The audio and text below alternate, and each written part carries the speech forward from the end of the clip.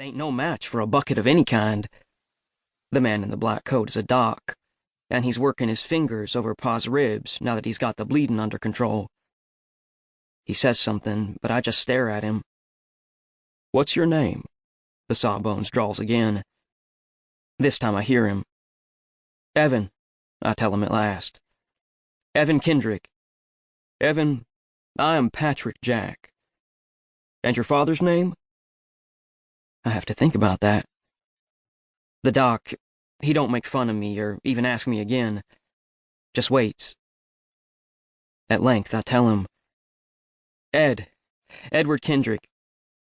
"Where you from, Evan?" "New Mexico," I tell him, "between Las Vegas and Fort Union."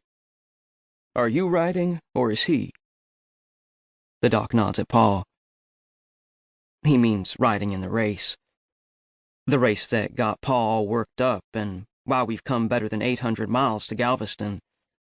So Pa can ride a horse almost 2,000 more miles. "He is," I say. "He was," the doctor corrects. "The hell I ain't." Well, Pa ain't in shock no more. He's trying to sit up and blaspheming at the doctor and me. The tall doc leans over and forces Pa back onto the carpet of hay, dust, and horse apples. "Mr. Kendrick." The doc don't even raise his tone. He's calm and steady, but his quiet voice sounds firm.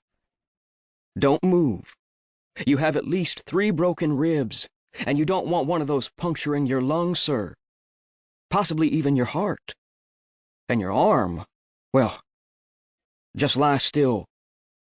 Pa ain't never been no one to listen to nobody but hisself, but he has worn hisself out. His head sinks back.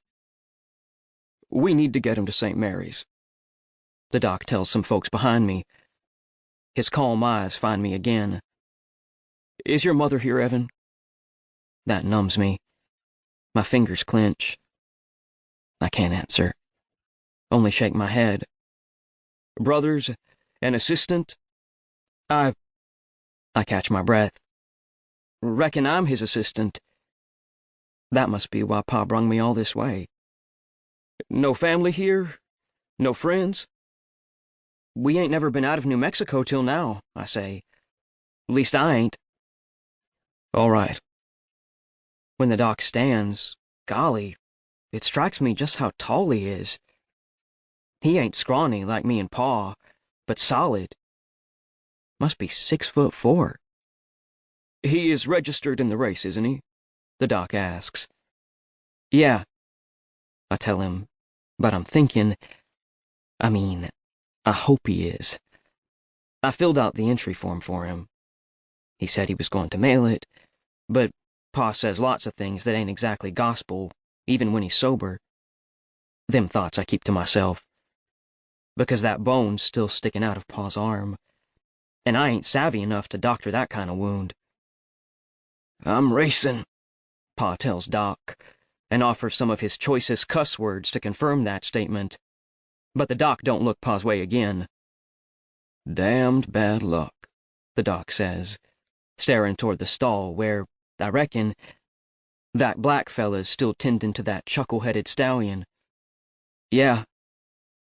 My mouth tastes like gall as I'm looking down at Pa.